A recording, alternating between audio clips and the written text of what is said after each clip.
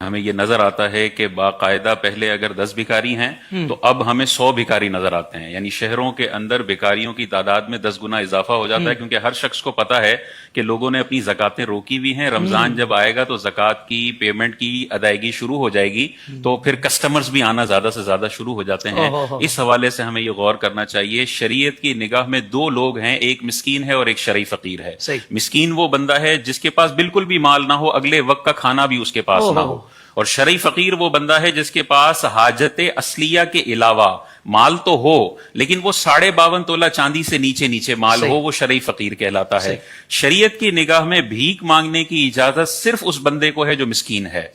یعنی جو لوگوں کے سامنے ہاتھ پھیلا سکتا ہے، بھیک مانگ سکتا ہے، یہ وہ بندہ ہے جس کے پاس اگلے وقت کا کھانا بھی نہ ہو۔ شرعی فقیر کے لیے بھی بھیک مانگنے کی اجازت نہیں ہے، ہاں اگر آپ اس کو زکات دیتے ہیں آپ کی ادا ہو جائے گی، لیکن وہ بھیک نہیں مانگ سکتا۔ اب دیکھیں کس قدر شریعت نے لوگوں کی عزت نفس کا خیال رکھا ہے کہ جب تک تم موت کی کیفیت میں نہ آؤ نا، تم نے لوگوں کے سامنے ہاتھ نہیں پھیلانا۔ اس قدر شریعت انسان کی عزت نفس کا خیال رکھتی ہے کہ جس حد تک تم بھیک مانگنے کو اگنور کر سکتے ہو، تم نے بھیک مانگنے کو اگنور کرنا ہے۔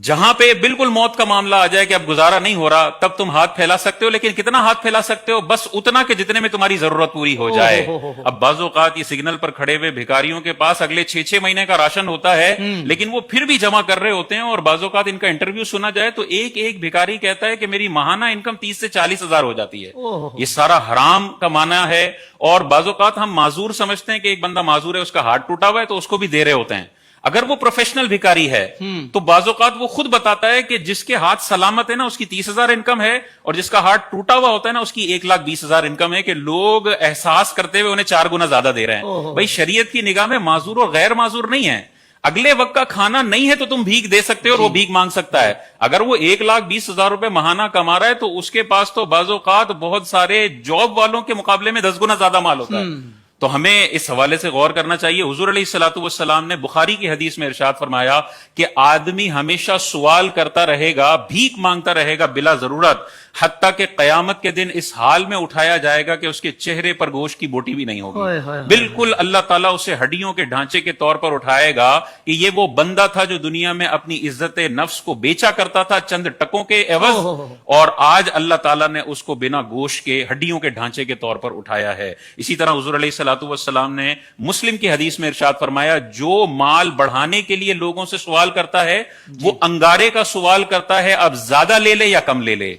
تو بعض اوقات ہم سگنل پر کھڑے ہوتے ہیں، کوئی بندہ آتا ہے، ہم احساس کرتے ہوئے بٹن نیچے کرتے ہیں اور 10 روپے دے دیتے ہیں۔ یہ 10 روپے آپ نے نہیں دیے، یہ آپ نے اس کے منہ میں انگارہ ڈالا ہے۔ 10 روپے کا انگارہ ڈالیں یا 100 روپے کا انگارہ ڈالیں۔ علماء نے واضح طور پر ارشاد فرمایا جو 9 to 5 بھیک مانگتا ہے، اس کا کام ہی بھیک مانگنا ہے، ایسے بندے کو دینا ثواب نہیں ہے بلکہ گناہ میں تعاون کی وجہ سے گناہ ہے، یہ کوئی ثواب نہیں ملے گا، نہ کوئی زکات ادا ہوگی۔ اگر واضح طور پر آپ کو نظر آ رہا ہے کہ ایک ہی شکل ہے، ایک ہی اسٹوری ہے، روز ایک ہی جگہ پہ مجھے یہ بندہ کھڑا ہوا نظر آتا ہے اور ہر بندے سے بھیک مانگ رہا ہوتا ہے، ایسے بندے کو دینا اس کی عزت نفس کو بھی پامال کرنا ہے، اسے مجبور کرنا ہے، اور